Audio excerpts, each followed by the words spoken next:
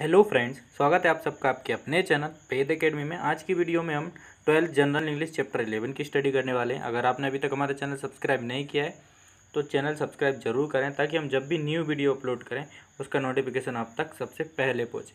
तो वीडियो शुरू करने से पहले आपसे एक छोटी सी रिक्वेस्ट है कि आप पेन और कॉपी साथ रख कर बैठें, क्योंकि जो भी डिफ़िकल्ट वर्ड्स होंगे मैं उनकी मीनिंग आपको बताऊँगा। आप उनको नोट डाउन करें, आपको याद करने में आसानी होगी। तो हमारा 11 चैप्टर है the rightful inheritors of the earth, पृथ्वी के वास्तविक उत्तराधिकारी। इनहेरिटर्स में होता है उत्तराधिकारी, राइटफुल यानी वास्तविक। इसके हम सारे क्वेश्चन आंसर देख लेते हैं। तो पहला हमारा क्वेश्चन है what made the author feel secure and why. Author means होता है लेखक, फील यानी होता है महसूस करना, सिक्योर यानी सुरक्षित। तो किस चीज़ ने लेखक को सुरक्षित महसूस कराया और क्यों? तो द परचेज, परचेज मीन्स होता है खरीदना। The purchase of 2 acres of land made the author feel secure. 2 एकड़ जमीन को खरीदना लेखक को सुरक्षित महसूस कराया।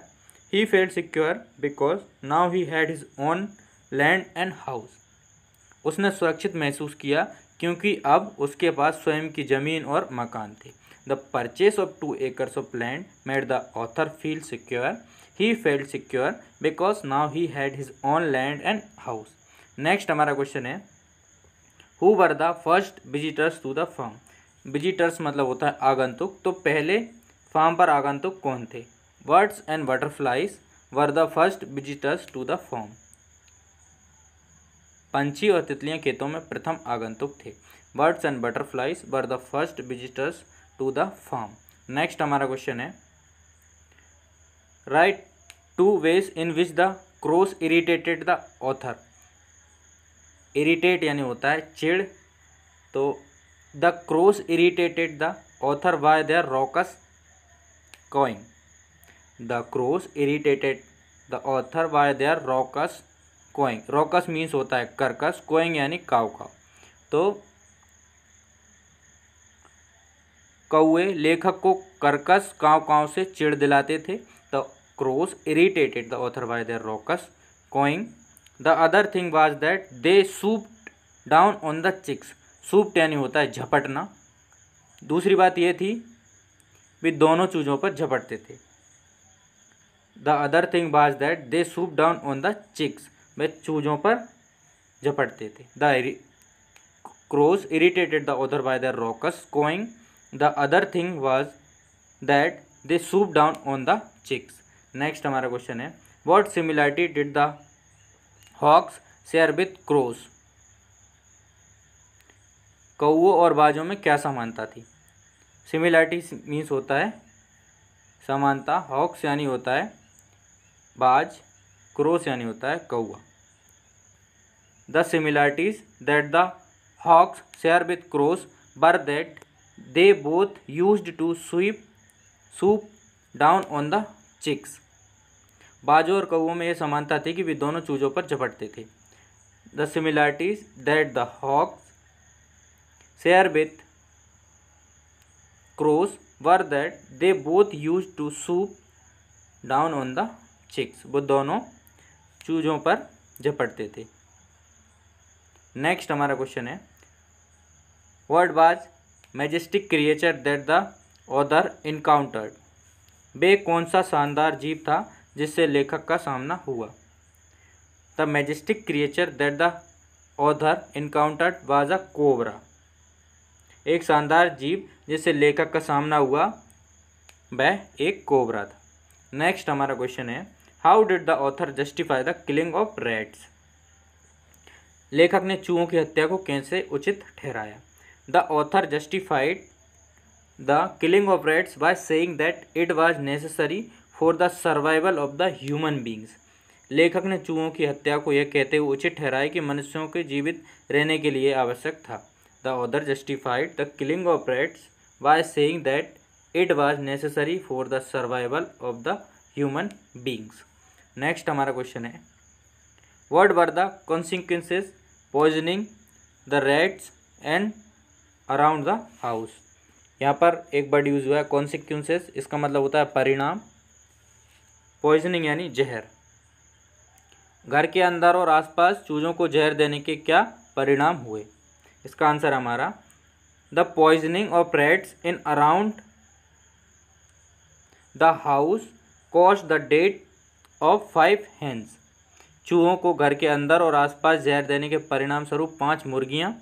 The poisoning of rats in and around the house caused the death of 5 hens, 12 squirrels, squirrels यानी होता है गिलहरियाँ, and a cat besides the 200 rats.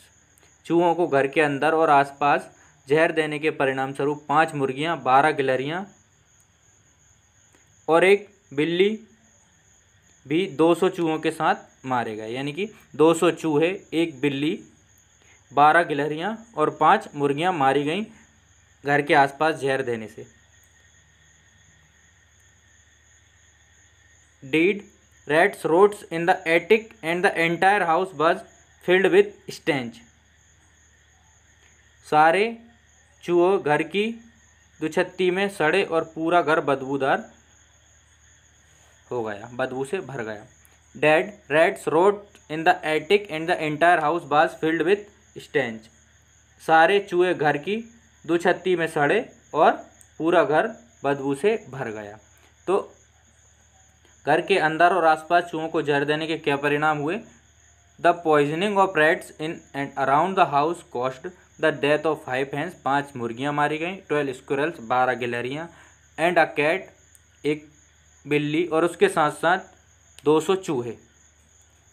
Dead rats rots in the attic and the entire house was filled with stench. उसके बाद क्या हुआ? सारे चूहे घर की दुछत्ती में सड़े और पूरा घर बदबू से भर गया। उसका बाद नेक्स्ट क्वेश्चन है हमारा, why did the poisoning not stop the tender coconuts to fall. जहर देने के बावजूद भी छोटे नारियलों को गिरना क्यों नहीं रुका? इसका आंसर हमारा, the poisoning could not stop coconuts to fall because they were destroyed by the bats and not by the rats who were poisoned. जहर देने से भी कच्चे नारियलों को गिरना नहीं रुका क्योंकि उन्हें चमगादड़ों द्वारा नष्ट किया जाता था, ना कि चूहों द्वारा उन्हें जहर दिया गया।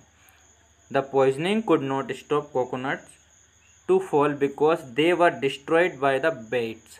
डिस्ट्रॉयड यानी होता है नष्ट करना, बेट्स यानी होता है चमगादड़, and not by the rats who were poisoned. जहर देने से भी कच्चे नारियलों को गिरना नहीं रुका क्योंकि उन्हें चमगादड़ों द्वारा नष्ट किया जाता है, ना कि चूहों द्वारा उन्हें जहर दिया गया।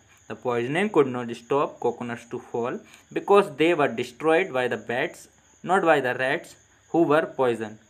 Next हमारा क्वेश्चन है, how did the author react to his wife's suggestions of buying a gun? buy यानी खरीदना, गन बंदूक। लेखक ने अपनी पत्नी की बंदूक खरीदने के मशवरे पर कैसे प्रतिक्रिया दी? तो इसका आंसर है हमारा, to his wife's suggestion of buying a gun, the writer refused to accept it। अपनी पत्नी के बंदूक खरीदने के मशवरे को लेखक ने अस्वीकार कर दिया। एक्सेप्ट यानी होता है स्वीकार करना, रिफ्यूज्ड यानी मना कर देना। He said that gun was a symbol of cruelty। Symbol यानी होता है प्रतीक,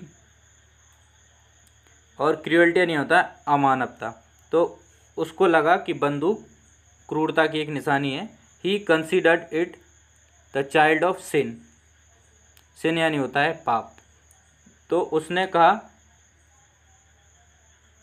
वह उसे पाप की संतान मानता था, यानी कि he considered it the child of sin. जो बंदूक है उसे वह पाप की संतान मानता था। He further said that man should never have invented it. उसने आगे कहा कि मनुष्य को कभी उसका आविष्कार करना ही नहीं चाहिए था। इन्वेंट यानी होता है आविष्कार करना। तो इसमें कुछ वर्ड्स यूज हुए हैं, उनका देख लेते हैं अपन।